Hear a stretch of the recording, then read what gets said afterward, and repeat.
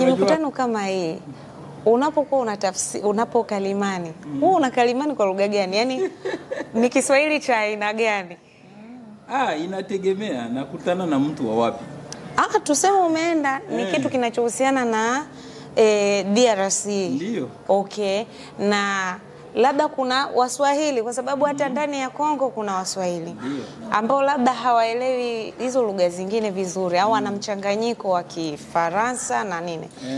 Katika hali kama hiyo wewe unaongea lugha gani? Kiswahili cha aina gani? Sasa naangalia ni nani anayenisikiliza. Kama ni wa Kongo naongea Kiswahili cha Kongo. Ile tutasema bantu balikuya mai tulikutana mubalabala kama sasa unajua Kongo nayo ina nani haina mbili ya Kiswahili. Unaona kuna Kiswahili cha mashariki ambacho kinaendana kidogo tunakisikiliza na kile cha kusini Lubumbashi huko. Kusema tulikutana barabarani na waambia tulibumbana mubalabala. Mnabumbana lakini mnabumbana katika kumkalimania Mswahili wa Kizanzibari. Umesha kubahatika labda wa Kizanzibari, lakini hapa nimeshakuja wakati Dr. Shein alikuwa bado nani rais. Nimeshamkalimani kama mara mbili hapa. Na unakionaje, ulikuwa unapata tabu au sikupata shida? Ulikuwa unakielewa vizuri? Ndio. Ukielewa wewe unakielewa. Mimi nimecheka kwa sababu umesema kubumbana. Kwa hiyo kubumbana ni kukutana. Trufi, kwa Kiswahili cha Kenya kuna neno kubumbana? Kwa sababu mimi najua kuna neno linatumika. Sasa sijui ni Kiswahili rasmi kwa tuseme Tanzania ama niseme bara. Kubumba ni kama kitu kukiunda, kama kumold. Umeona? Sasa you molding and then nyinyi mnabumbana mnakutana vipi? Na kwa upande wetu sisi kwa upande wa Zanzibar kubumba kuna manake Zanzibar nayo ina viswahili vingi. Ina lahaja zake kwa mujibu wa mikoa, maeneo. Sasa kwa lahaja ya Kihadimu kubumba manake ni kubuni jambo ambalo halipo. Kama usibumbe hoja ni usilete hoja labda yawezekana hazina mashiko. Maana yake ndo kubumba. Sasa wao wanasema tunabumbana mubalabala, tulikutana barabarani, tulikutana njiani. Unaona vitu kama hivyo. Yaani kuna utofauti hata wao wenyewe Kongo. Unakuta watu wa mashariki na watu wa kusini wakikutana kuna shida ya kuelewana. Hawaelewani. Na ndio maana walipo wataalamu wengine walipokuja kukuta kusini kuna takriban watu milioni 10 wanaongea kile Kiswahili. Basi wanatofautisha Kiswahili cha mashariki Kongo na Kiswahili cha kusini Kongo. Ni tofauti kwa sasa. Na hata taarifa ya habari kuna taarifa ya habari ya Kiswahili cha mashariki na taarifa ya habari ya Kiswahili cha kusini. Sababu watu wa kusini kuna viswahili viwili. Kongo kuna Kiswahili viwili. Unaona harakisha wanasema harakisha, wa mashariki wa Kongo wanasema fanya haraka. Sawa, ambayo sisi tutaelewa vizuri. Lakini kule wanakuambia chachisha. Ndio kuharakisha. Sasa chachisha Kiswahili kufanya kitu kichache kwa kipate uchachu. Kipate uchachu. Lakini kule wanakuambia chachisha basi. Ndio harakisha.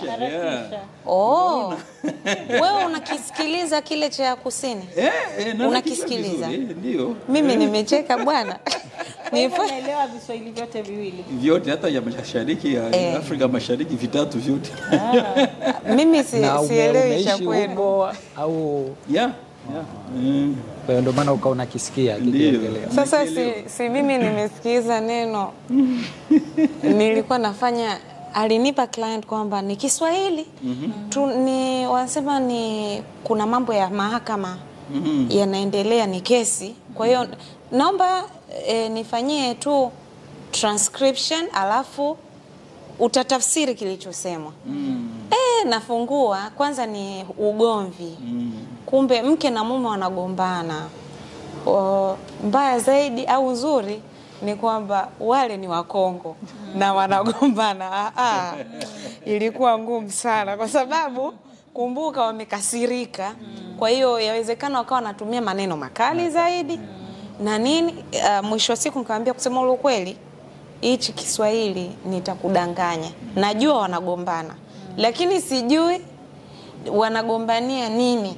Kwa sababu Mkongo ana Kifaransa, ana Kiswahili, ana Kilingala. Umeona?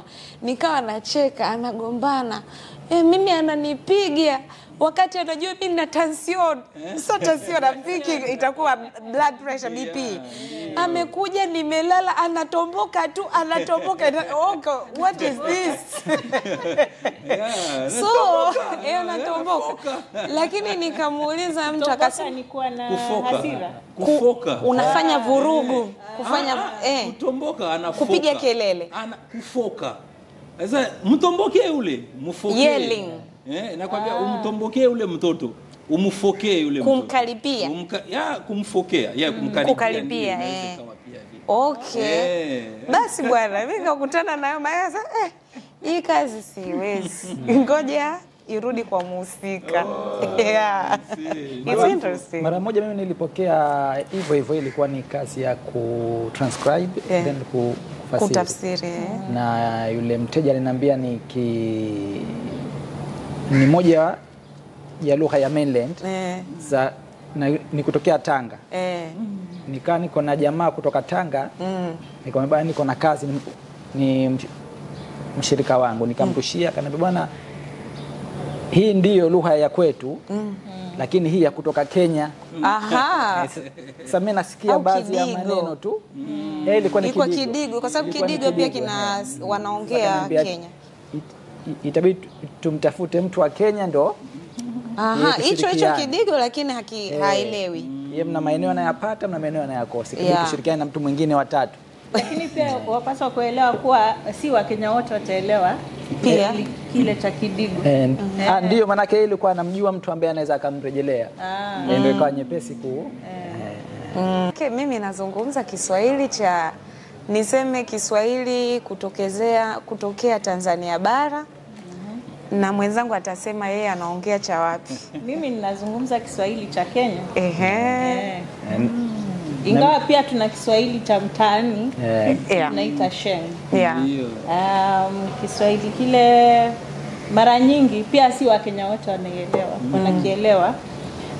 Kwa sababu wakati mwingine kuna maneno ambayo yameazimwa kutoka lugha zingine. Ingawa pia tuna Kiswahili sanifu chenyewe. Na mwenzetu, na mimi nazungumza Kiswahili cha Zanzibar, pamoja na kwamba nimeshazunguka kidogo, yani Zanzibar na mainland. Kwa hiyo manake huwa nachanganya kwa mujibu wa muktadha. Yani niko na nani. Lakini pia hata hapa Zanzibar, yani mimi Zanzibar ni pande mbili, Pemba na Unguja. Ambapo mimi niko pande zote. Yani baba ni Munguja, mama ni Mpemba. Kwa hiyo manake pia ina depend niko na nani. Naweza niko na Mpemba. Kwa hiyo manake na twist baadhi ya maneno yao ya Kipemba. Kiswahili kiwe kama cha Kipemba. Kiwe cha Kipemba. Japo yeye alivyoeleza hapa, at the end ukiona huyu habezi Pemba wala habezi kusini au kaskazini mwa Unguja, maana yake hapo unarudi mwenye standard dialect ambayo ni Kiunguja mjini. Sote tunaelewana. Lakini wa kaskazini akitoka kusini anaweza kama maneno asielewa kusini na kaskazini. Kuna lahaja inaitwa Kiunguja mjini. Ambapo ukiachana na hiyo maana yake kutakuwa na Kitumbatu. Ambako ni watu wa kisiwa cha Tumbatu. Ukiachana na hiyo maana itakuweko Kihadimu ambao ni upande wa kusini ya Unguja ambao Makunduchi, Jambiani na wengineo. Sasa manake na hizi nilivyoeleza mimi niko pande nyingi. Sasa mtu akizungumza tu basi unakuwa na muelewa bwana huyu, manake lazima mna maneno utayasikia kutoka mwenye ile lahaja, ingawa yeye atatry kucopy na standard ya pale. Lakini lazima utasikia. Lakini at the end na kuna shida upande wetu sisi. Mimi labda ndio nimeshazunguka, lakini kwa mtu ambaye ni Mzanzibari sana basi kusikia baadhi ya maneno ya mainland yanakuwa yanamtesa, maana tafsiri zinakuwa haziji sawa. Kama kule wanaita tembo, huku mnaita ndovu. Tembo huku ni matusi. Ni tusi. Na hiyo ni kwa upande wa kusini. Upande wa kusini. Ukimwambia mnyama tembo, huku wanasema ndovu. Kenya wanasema ndovu. Hawasemi tembo. Bara tunasema hivi. Hamani? Kenya tembo ni pombe. Huku ni tusi, sio zuri. Bara ni ndio hiyo elephant. Mimi kama ulivyosema, mimi naongea hasa zaidi Kiswahili cha Kongo, DRC. Na Kongo kuna Kiswahili kama nilivyosema mwanzoni, aina mbili. Kongo Mashariki na Kongo Kusini. Kongo Mashariki ndio ni Kiswahili kinachanganya na Kifaransa kingi, lakini wa mashariki ya Kongo na nchi za Afrika Mashariki wanaelewana. Sema tu sababu kule kuna ushawishi wa Kifaransa na upande huu kuna ushawishi wa Kiarabu na Kiingereza. Lakini kuna maneno ambayo wanasikilizana. Lakini sasa ukienda kusini mwa Kongo, hapo ndo unakutana na Kiswahili ambacho tumebumbana. Kiingereza, mna Kiswahili, mna Kifaransa, mna Lingala, mna Chiluba, yani lugha nyingi. Sasa inachanganywa mle. Kuelewana hata wao wenyewe wa mashariki na wa kusini hawaelewani, wana shida. Ndio maana wa mashariki akienda kusini wanasema yeye anaongea Kiswahili bora. Kiswahili cha mashariki wanaita ni Kiswahili bora kuliko chao, kuliko hicho cha kwao. Kule wanasema hiki ni Kiswahili tu. Sasa ndio hivyo utofauti uliopo, lakini mimi nimebahatika, nimetoka mashariki, nimeishi kusini na niko Afrika Mashariki, najaribu kuelewa maneno hata wote watatu wakiongea, mimi nawaelewa. Kwa hiyo tembo kwa Kiswahili cha Kongo mnaitaje? Wanaita tembo vile vile. Tembo, okay. Na maana yake ni mnyama. Ni mnyama tembo. Ingawa kuna bia inaitwa tembo, lakini tembo ni mnyama. Okay. Tembo ni mnyama. Lugha. Kule ukiwaambia ndovu kwa kweli hawataelewa. Ndovu eti mnyama ndovu. Sasa ndio nani? Sasa tembo, tembo. Atajulikana. Okay. Sawa. Hiyo ndio tofauti wa hivyo aina ya Viswahili huko mashariki. Ndio. Kiongelea upande wa tasnia yetu. Aidha watakuwa bado hawajajua kwamba kuna Eastern Congo Swahili na Southern. Yaani imebebwa tu Kongolese. Ni Kongolese. Wanajua. Mimi naangalia wanakuja tu Kongolese. Sasa hivi.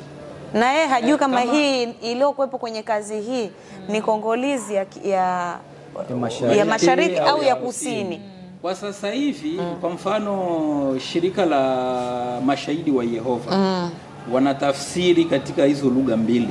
Kiswahili Kongo na Kiswahili cha kusini wanaita Kiswahili Katanga. Kiswahili cha kusini wanaita Kiswahili Katanga kwa sababu ya hilo eneo. Mkoa wa Katanga. Na walifanya tathmini wakaona ni watu zaidi ya milioni 10 wanaongea. Ndio. Na wakati walichapisha machapisho yao katika lugha ya Kiswahili Katanga, waliwapatia watu wakasema sasa hii ndio Swahili mmetufurahisha. Sio ile Swahili bora ya mashariki. Okay. Unaona sasa inawafanya watu wapende kusoma katika Kiswahili cha wanachokiongea wao. Ndio ambayo walikuwa naita mwanzoni simplified Kiswahili, lakini wanaita sasa Kiswahili Katanga. Ndio maneno ni tofauti. Unaona kama ukuta Kongo wanaita lukuta mashariki, lakini kule wanaita kibumbashi. Unaona tofauti? Sasa ndio nini kibumbashi?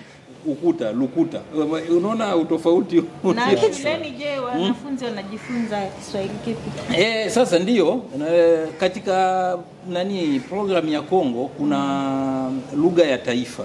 Sasa kwa shida iliyoko Kongo Kongo ina lugha 4 za taifa. Sio lugha moja. Izitaje? Kuna Kiswahili ambacho kinazungumzwa na watu wengi. Kiswahili kipi sasa? Njoo hicho Kiswahili cha Kongo au Viswahili. Kuna Lingala ambayo ndio ilikuwa lugha ya jeshi kipindi cha Mobutu. Na kuna Chiluba inazungumzwa katikati, hii lugha ambayo anaongea Rais Tshisekedi, yeye ametoka katika eneo la Walunga. Na lugha moja inaitwa Kikongo. Ambayo ni lugha ilikuwa inazungumziwa katika ufalme wa Kongo, iko magharibi mwa Kongo. Sasa sio Kifaransa. Kifaransa ni lugha ya serikali. Serikali inatumia Kifaransa. Official language ni Kifaransa. Lakini sio national language. Sio lugha ya bwana wa Kongo mmezi. Kifaransa ni lugha rasmi. Ni lugha rasmi ya serikali. Lakini sio lugha ya taifa. Hapana, sio lugha ya taifa. Hiyo ni lugha rasmi ya serikali. Kongo mngevunjwa tena kwa mara nyingine. Ndio jinsi ilivyo. Sasa katika shule wanafundisha kila eneo, wanafundisha sahihi na lugha yao. Katikati wanafundisha Chiluba labda na French na Kifaransa. Mashariki kusini wanafundisha Kiswahili na Kifaransa. Kaskazini magharibi wanafundisha Kifaransa na Lingala. Magharibi kusini wanafundisha Kifaransa na Kikongo. Ndio lugha. Sasa wakati wanafanya mtihani huwa wanatainiwa kivipi? Kifaransa. Ambayo ni ya wote. Ambayo ni ya ndio jinsi wana. Sasa kwenye upande wa tafsiri huko na manake mfasiri bora ni yule ambaye pia ana uwezo mzuri wa kutumia KET tools, AI hizi.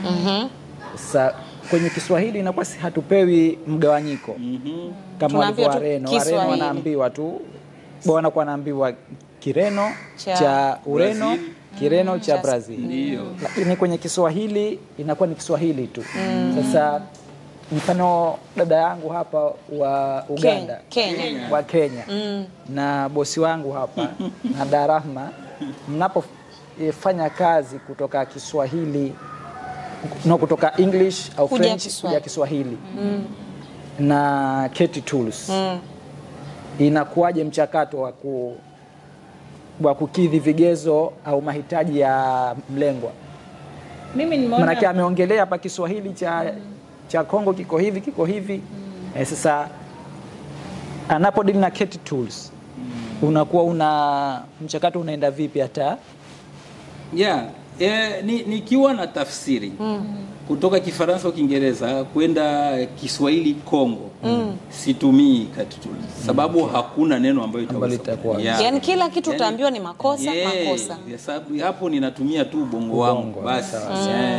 Nikijikuta nina kwama katika neno fulani huwa napiga simu nyumbani. Na wapia bwana, nimesahau neno hili kule, mnalitafsiri. Nalitafsiri kwa Kifaransa, kama ni Kiingereza na tafsiri kwanza kwa Kifaransa lile neno, afu unapeleka kwa sababu wao wanajua Kifaransa. Kiswahili kwetu tunasema nini? Wa mashariki angalau wanaweza wakapata neno, lakini wa kusini inawezekana lisipatikane, linabaki hivyo Kifaransa. Sawa. Ndivyo upande wa Kiswahili nadhani kuwa mara nyingi nimeona kuwa huwa wanatofautisha Kiswahili cha Kenya na cha Tanzania. So hiyo ni upande wa mteja. Lakini tools haziko hivyo. Tools na Kiswahili tusijie wewe unapoona ikapa vipi hii? Mimi naona tools alivyosema Trophy hakuna chochote, kwa maana zenyewe si zinalishwa, si zinafunzwa. Kwa hiyo kama leo hii tulisema najaribu kutafuta neno ambalo Kenya labda linaweza likawa tofauti na Tanzania. Bado kuna bibi na hapo sasa pazuri. Nyinyi Kenya bibi ndio mke. Sisi Tanzania bibi ni bibi, mzazi wa mzazi wako, si ndio?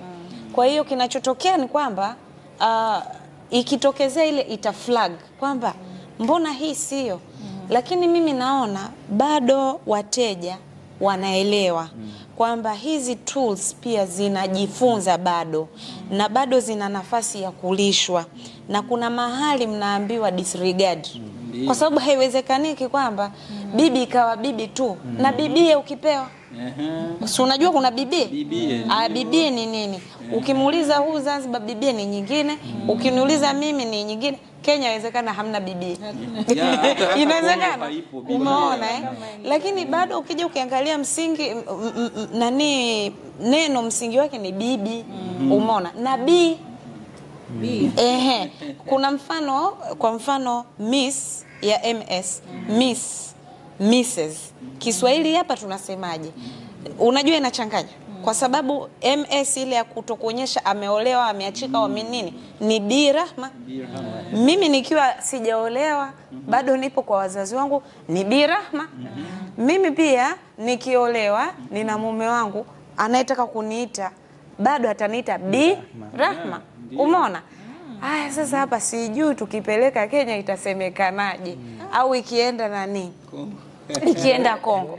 Wakati hata hapa tu bado inasumbua. Yaani unawaza sasa hapa niweke nini ambayo iko tofauti na katu litasemaje? Kama katu liliingizwa MS, Miss ya MS ndio bibi, B. Leo hii ukiletewa Miss na ukaandika B itakataa. Ndio. Lakini mimi kwa uzoefu wangu hao client anaona atakuonyesha mbona kuna maneno yako flagged, unamuelezea kwamba kwa hili hatuna namna, hatuwezi kulibadilisha, liache kama lilivyo. Ni kweli. Na hiyo ndo nafasi ya tafsiri inayofanywa na wanadamu. Hizo nilivyoeleza, sisi Wazanzibari muda mwingine tuko tofauti na lahaja nyingine. Mfano kuna neno nyanya. Yaani nyanya ya Zanzibari sio nyanya ya Dar es Salaam wala sio nyanya ya Kenya. Kabisa. Huku nyanya ni ile nyanya chungu. Ambapo watu wa bara ndio nyanya maji. Tungule. Na Kenya ni bibi. Ni bibi. Ni bibi. Tunazungumzia nyanya binadamu. Nyanya kama neno. Nyanya zinao. Sasa sisi ni nyanya chungu. Ile ndo garden eggs. Ambapo hawa sisi ni nyanya ni tungule.